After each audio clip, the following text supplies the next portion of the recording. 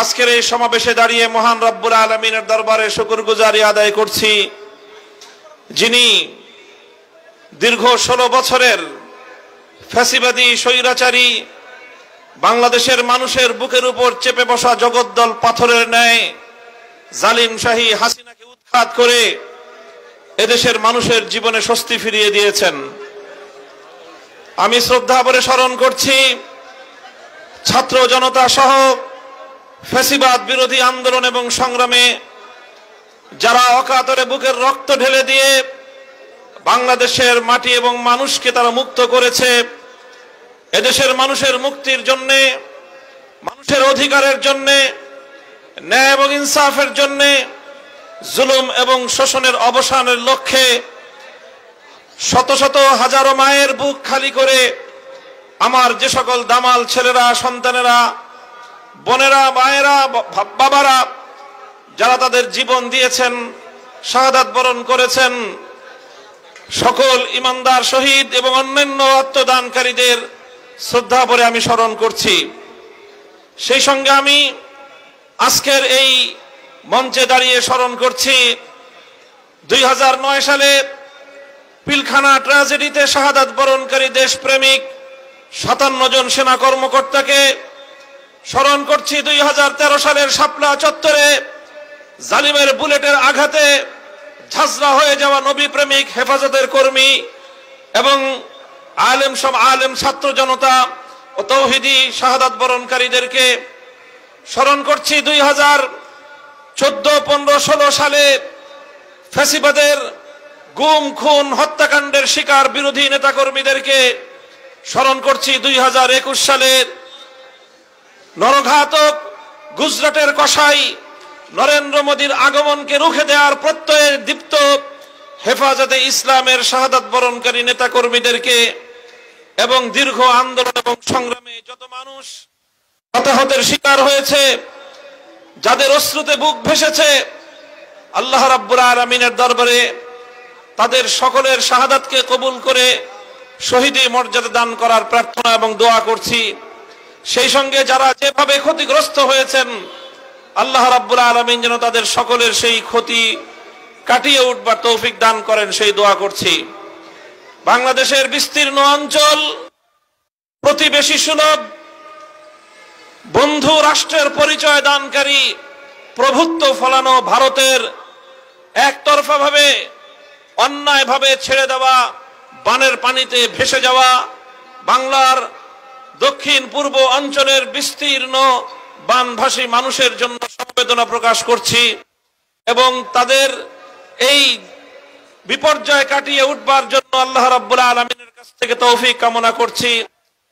দেশবাসীর প্রতি আহ্বান জানাচ্ছি, বন্যায় প্লাবিত মানুষের পুনর্বাসনে আপনারা যার যার সাধ্য এবং সামর্থ্য নিয়ে তাদের পাশে দাঁড়াবেন।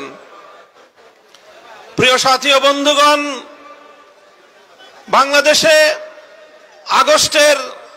5ই আগস্টের এই বিপ্লবকে, বৈষম্য বিরোধী এই গণ অভ্যুত্থানকে এদেশের মানুষ বাংলাদেশের দ্বিতীয় স্বাধীনতা হিসেবে চিহ্নিত করেছে।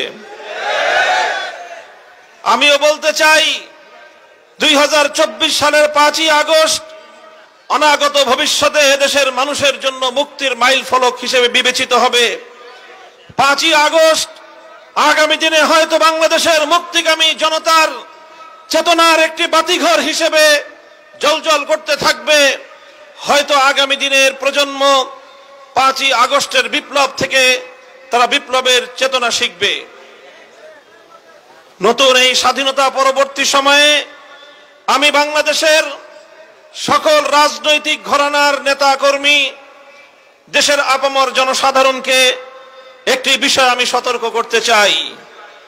1971 সালের রক্তক্ষয়ী মুক্তিযুদ্ধের মধ্য দিয়ে যখন বাংলাদেশের মানুষ স্বাধীনতা অর্জন করেছিল, স্বাধীন বাংলাদেশের অভ্যুদয় ঘটেছিল, 71-এর পরবর্তী সময়ে কিছু দুঃখজনক বঞ্চনার ঘটনা সংঘটিত হয়েছিল।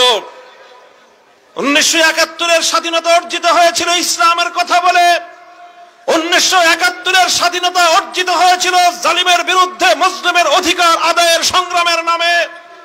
1971-এর স্বাধীনতা অর্জিত হয়েছিল এদেশের স্বাধীন মাটিতে কোরআন সুন্নাহ বিরোধী কোনো আইন প্রণীত হবে না এই অঙ্গীকারের মধ্য দিয়ে।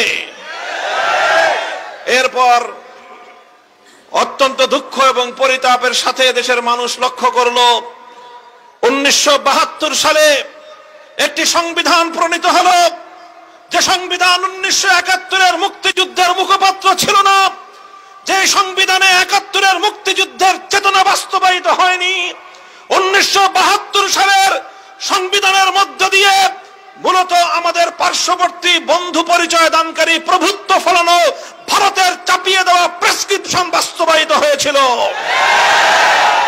মুক্তিযুদ্ধের চেতনা বিরোধী মৌলিক নীতিমালাগুলোকে পুঁজি করে বাংলাদেশের গণমানুষের অভিপ্রায়, মানুষের ইচ্ছা, মানুষের চেতনা, মানুষের দীর্ঘ সংগ্রামের যে ঐতিহ্য, সে ঐতিহ্যকে ভুলুণ্ঠিত করে, সে ঐতিহ্যকে বৃদ্ধাঙ্গুলি প্রদর্শন করে ভারত সরকারের শিখিয়ে দেওয়া, তাদের লিখে দেওয়া সংবিধান বাংলাদেশের মানুষের উপর চাপিয়ে দেওয়া হয়েছিল।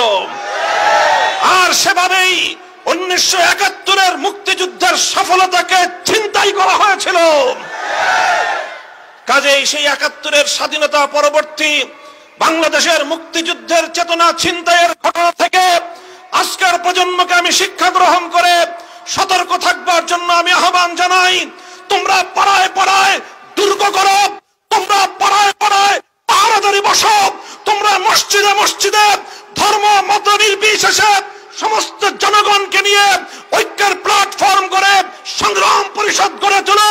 5ই আগস্টের বিপ্লবকে যদি কেউ ছিনতাই করতে চায়, এদেশের ম্যাক্সিমাম জনগণের চিন্তা চেতনার বিরুদ্ধে যদি নতুন কোন ষড়যন্ত্র দামাবেদ দিয়ে উঠবার চেষ্টা করে, তোমরা সেই ষড়যন্ত্রকে রুখে দেওয়ার জন্য রাজপথে নেমে আসবে।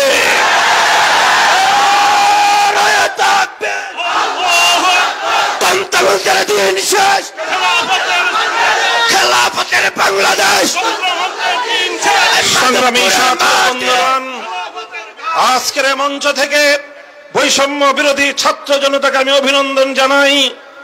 তারা শুধুমাত্র গণ অভ্যুত্থান অর্জিত হওয়ার পরেই, গণ অভ্যুত্থান সংগঠিত হওয়ার মাধ্যমেই তারা তাদের দায়িত্ব ক্ষান্ত করেনি, বরং নতুন অভ্যুত্থানকে ব্যর্থ করার জন্য জাতীয় এবং আন্তর্জাতিক পর্যায়ে দেশের ভেতরে বাইরে যত ষড়যন্ত্র চলছে, সেই ষড়যন্ত্রগুলোকে মোকাবেলা করবার জন্য বৈষম্য বিরোধী ছাত্র আন্দোলনের নেতৃবৃন্দ তারা সতর্ক প্রহরার মাধ্যমে অনেকগুলো ষড়যন্ত্রকে তারা ব্যর্থ করে দিয়েছে।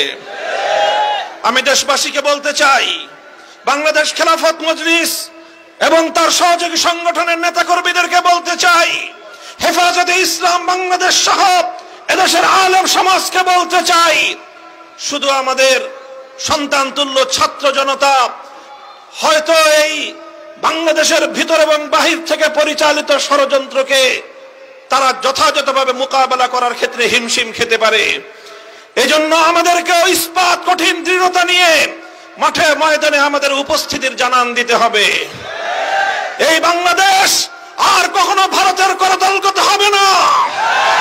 এই বাংলাদেশকে ভারতের অঙ্গরাজ্য বানাবার স্বপ্ন পূরণ হবে না। কট্টরপন্থী হিন্দুত্ববাদের আখড়া বাংলাদেশে পরিণত করতে দেওয়া হবে না। বাংলাদেশ একটি উদার মুসলিম রাষ্ট্র। শত শত বছরের আন্দোলন এবং সংগ্রামের মধ্য দিয়ে স্বাধীন বাংলার এই ভূখণ্ড অর্জিত হয়েছে। এই স্বাধীন বাংলার ভূখণ্ড অর্জন করতে গিয়ে তিনটি আধিপত্যবাদী সংগ্রামের বিরুদ্ধে আমাদেরকে অতীতে লড়াই করতে হয়েছে। 1971 সালে স্বৈরাচারী পশ্চিম পাকিস্তানিদের বিরুদ্ধে লড়তে হয়েছে। তার আগে বঙ্গভঙ্গের মাধ্যমে সেই কলকাতার দাদাবাবুদের বিরুদ্ধে, রবীন্দ্রনাথ ঠাকুরদের বিরুদ্ধে এদেশের মুসলিম জনতাদেরকে সংগ্রাম করতে হয়েছে। তার পূর্বে ব্রিটিশ বেনিয়াদের সাম্রাজ্যবাদের বিরুদ্ধে লড়াই করার পর স্বাধীন বাংলাদেশের মাটি মুক্ত হয়েছে। কাজেই আমাদেরকে সেই সংগ্রামের ধারা অব্যাহত রাখতে হবে। এদেশের ৯০% মুসলমানদের ধর্মীয় চেতনাকে পদপিষ্ট করে কবির রবীন্দ্রনাথ ঠাকুর বাংলাদেশের মানুষের কাঁধের উপর চাপিয়ে দেওয়ার ফ্যাসিবাদী সিদ্ধান্তকে পরিবর্তন করার জন্য অন্তর্বর্তীকালীন সরকারের প্রতি আমি জোর দাবি জানাবার চেষ্টা করতে চাই। সংগ্রামী সাথী ও বন্ধুগণ, আমি আপনাদেরকে বলবো এবং আপনাদের মাধ্যমে আওয়ামী লীগের নেতাকর্মীদেরকে বলবো, আপনারা এই আওয়ামী লীগ নিয়ে বাংলাদেশে আর রাজনীতি করার চেষ্টা করবেন না। বলবেন কেন? আমি আওয়ামী লীগকে নিষিদ্ধ করার কথা এই মুহূর্তে বলছি না, তবে আমি যেটা বলছি 1971 সালের পূর্ববর্তী এই দেশ মুসলিম লীগের দ্বারা শাসিত হয়েছিল, মুসলিম লীগের দ্বারা শোষিত হয়েছিল, এদেশের মানুষ মুসলিম লীগের দ্বারা বঞ্চিত হয়েছিল। 1971-এর পরে মুসলিম লীগের প্রাসঙ্গিকতা বাংলাদেশে আর অবশিষ্ট থাকে নাই। 1971 পূর্ববর্তী সময়ে মুসলিম লীগ যা করেছিল 2024 সালের 5ই আগস্টের পূর্ববর্তী সময়ে আওয়ামী লীগ তাই করেছে। কাজেই বাংলাদেশের মানুষ যেমন মুসলিম লীগের রাজনীতি আর করে নাই, এদেশের মানুষ আর আওয়ামী লীগের রাজনীতি করবে না। আওয়ামী লীগের রাজনীতি মানুষকে হত্যার রাজনীতি, আওয়ামী লীগের রাজনীতি লুটপাট আর দুর্নীতির রাজনীতি, আওয়ামী লীগের রাজনীতি সাম্প্রদায়িক উস্কানি দিয়ে সাম্প্রদায়িক সংঘাত তৈরি করবার রাজনীতি, আওয়ামী লীগের রাজনীতি গুম আর খুনের রাজনীতি, আওয়ামী লীগের রাজনীতি আমার তাগড়া তাগড়া যুবক সন্তানদেরকে মায়ের বুক থেকে কেড়ে নিয়ে গুমের রাজত্ব কায়েম করবার রাজনীতি। এই রাজনীতি আর বাংলাদেশের মানুষ, বাংলাদেশে আর এই রাজনীতি করা যাবে না। শেখ হাসিনাকে বলতে চাই, পালিয়ে গেছেন ভারতে, বাংলাদেশের 1 ইঞ্চি মাটি, বাংলাদেশের 1 ইঞ্চি জলপথ, নৌপথ এবং সড়ক পথ পালিয়ে যাওয়ার জন্য এদেশের মাটি আপনাকে সহযোগিতা করে নাই। আপনি এই দেশের মাটির সঙ্গে গাদ্দারি করেছেন। আপনার রাজনীতি ছিল বাংলাদেশের মানুষ থেকে প্রতিশোধের রাজনীতি। আপনার বাবার 1972 সাল থেকে 75 সাল পর্যন্ত বাকশালী রাজনীতির কারণে 30 লক্ষ মায়ের বুক খালি করার কারণে শেখ মুজিবের নেতৃত্বাধীন শেখ মুজিবুর রহমানের কায়েমকৃত বাকশালকে এদেশের মানুষ উপড়ে ফেলেছিল। 30,000 মায়ের বুক খালি করে শেখ মুজিবুর রহমান সাহেব তিনি তার একক আধিপত্য বিস্তার করার চেষ্টা করেছিলেন।